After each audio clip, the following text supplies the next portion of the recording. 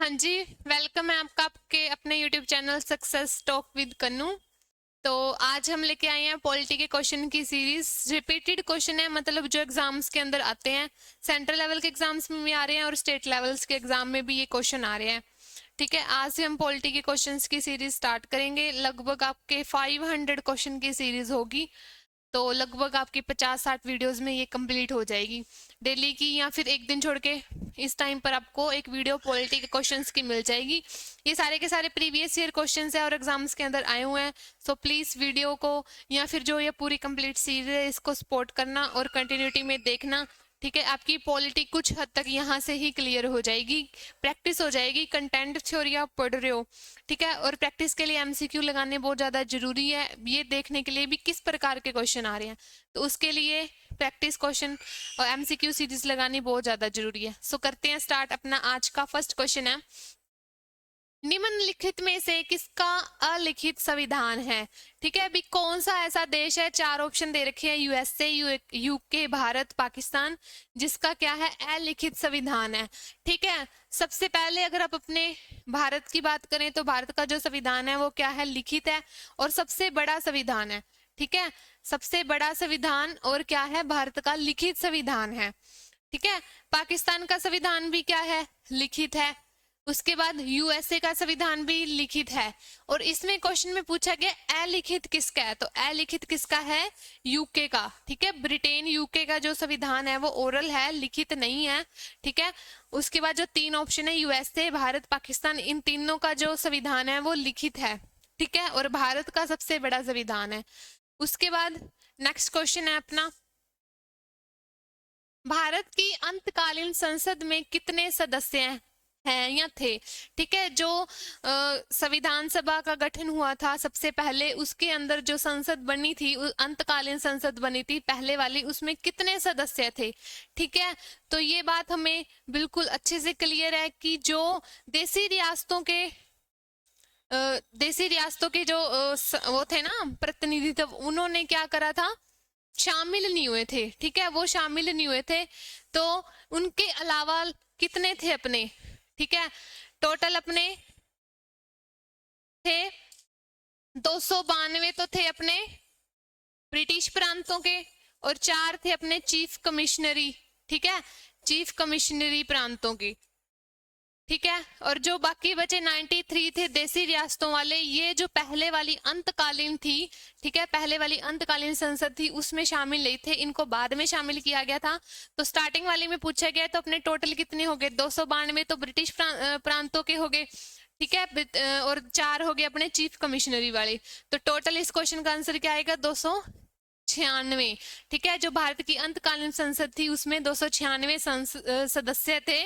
292 थे ब्रिटिश प्रांतों वाले और 4 थे चीफ कमिश्नर वाले। जो 93 अपने थे ना, उसके 93 अपने थे देसी रियासतों वाले, वो इंक्लूड नहीं थे। ठीक है जी, इस क्वेश्चन का आंसर हो गया 296।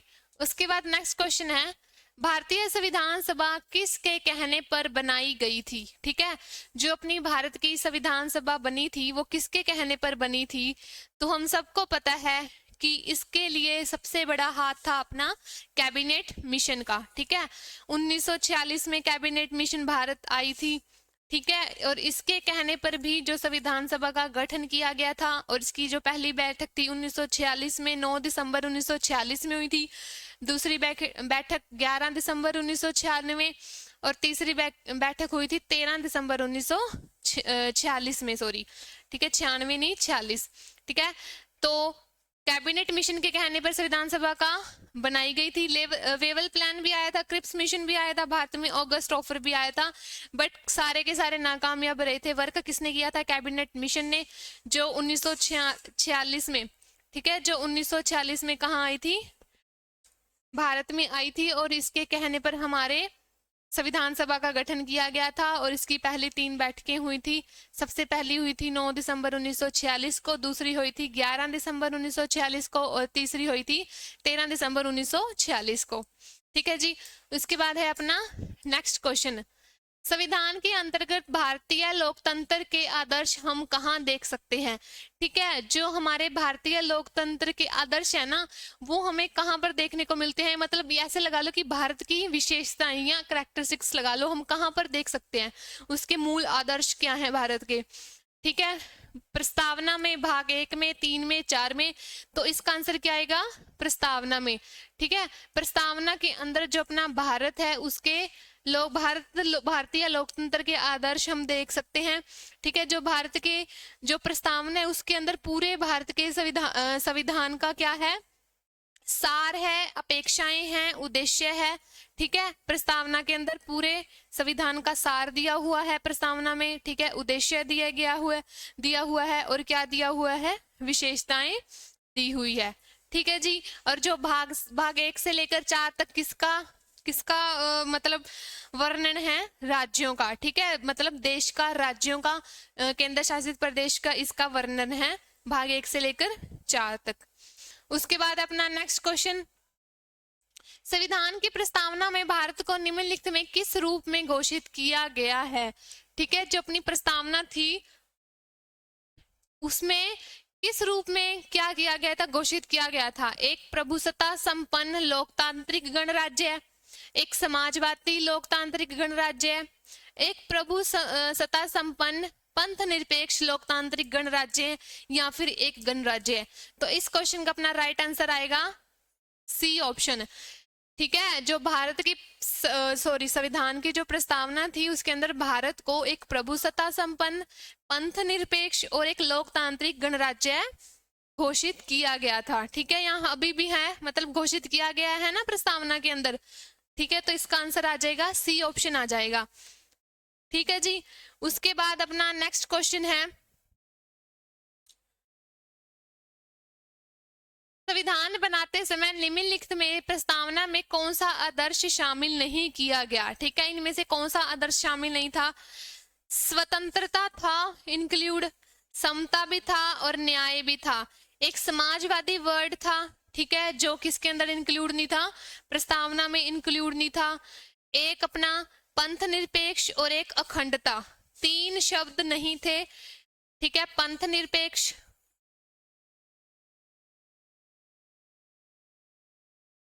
और अखंडता, इन तीनों को कब इंक्लूड किया गया था?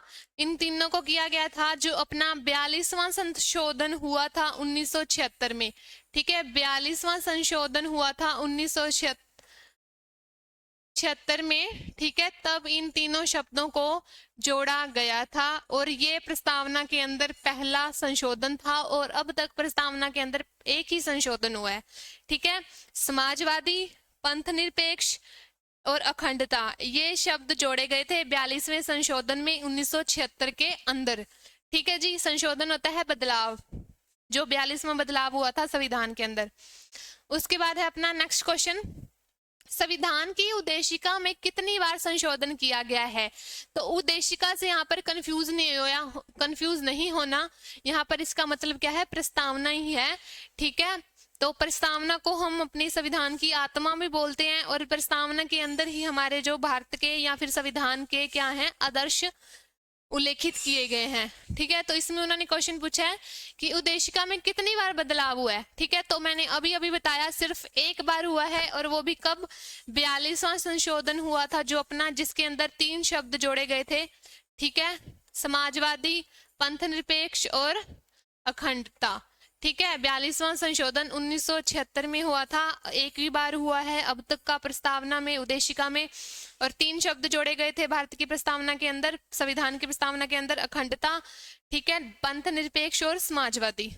उसके बाद अपना नेक्स्ट क्वेश्चन है, भारत पूर्ण संप्रभु लोकतांत्रिक गणराज्य कब बना?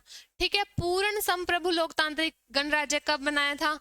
26 जनवरी 1948, 15 अगस्त 1968, 26 जनवरी 1949 या 26 जनवरी 1950।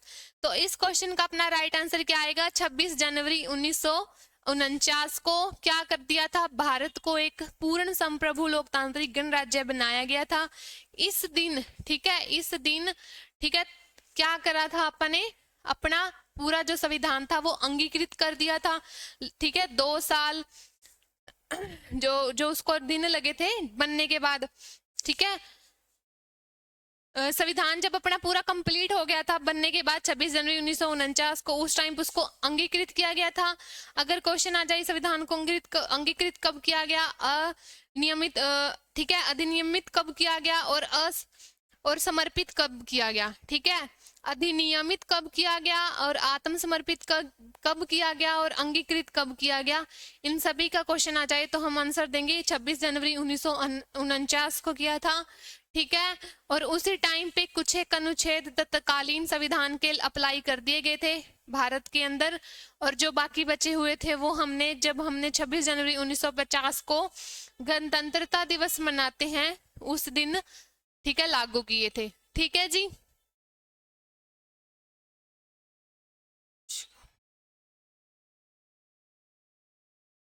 उसके बाद है अपना नेक्स्ट क्वेश्चन, संविधान के अनुच्छेद 1 में भारत को क्या कहा गया है, ठीक है।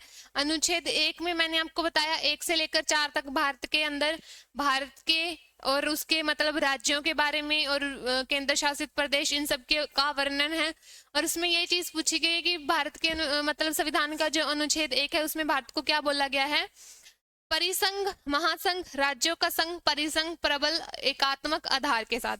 तो इसका राइट आंसर है अपना सी ऑप्शन, ठीक है। इसका राइट आंसर क्या हो जाएगा, अपना सी ऑप्शन हो जाएगा, ठीक है।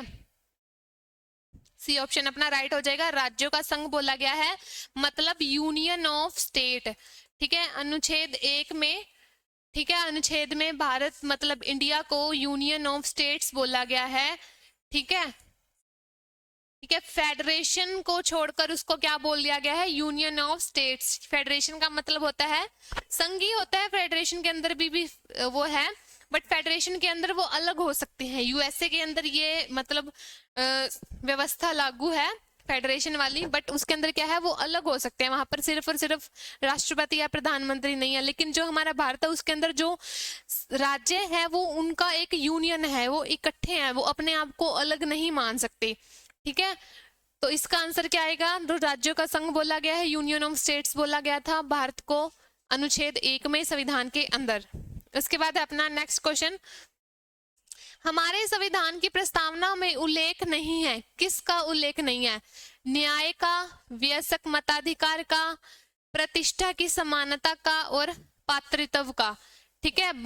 यहाँ पर पात्रित्व नहीं आएगा, यहाँ पर भारतीत्व आएगा, ठीक है, कि हम भारतीयता का एक्सप्लेनेशन आएगी, यहाँ पर वह आएगा, ठीक है। इसका उल्लेख नहीं है तो इसके अंदर न्याय का भी है, प्रतिष्ठा की समानता का भी है और भातृत्व का भी है, तो किसका नहीं है, वयस्क मताधिकार का उल्लेख नहीं है, ठीक है। जो वयस्क मताधिकार का उल्लेख है वो संविधान के अंदर है, ठीक है। 326 अनुच्छेद के अंदर वयस्क मताधिकार का वर्णन है और 324 के अंदर निर्वाचन का वर्णन है, ठीक है। तो इस क्वेश्चन का क्या आंसर हो जाएगा कि वयस्क मताधिकार का जो वर्णन प्रस्तावना के अंदर नहीं है और अनुच्छेद 326 में वयस्क मताधिकार का उल्लेख किया गया है संविधान के अंदर, प्रस्तावना में नहीं है, संविधान के अंदर है 326 अनुच्छेद में और 324 में किसका है, निर्वाचन का, ठीक है। तो ये थे अपने आज के क्वेश्चंस, 10 एमसीक्यूज डेली आपके लगा करेंगे, ठीक है। तो क्लास को आप डेली देखना, ठीक है। प्रैक्टिस के लिए बहुत अच्छी सीरीज रहेगी आपकी, लगभग 500 क्वेश्चन आपके कंप्लीट हो जाएंगे डेली के 1 महीने के अंदर, मतलब 1-1.5 महीने के अंदर अंदर। सो प्लीज कंटिन्यूटी में क्लास को जरूर देखना डेली।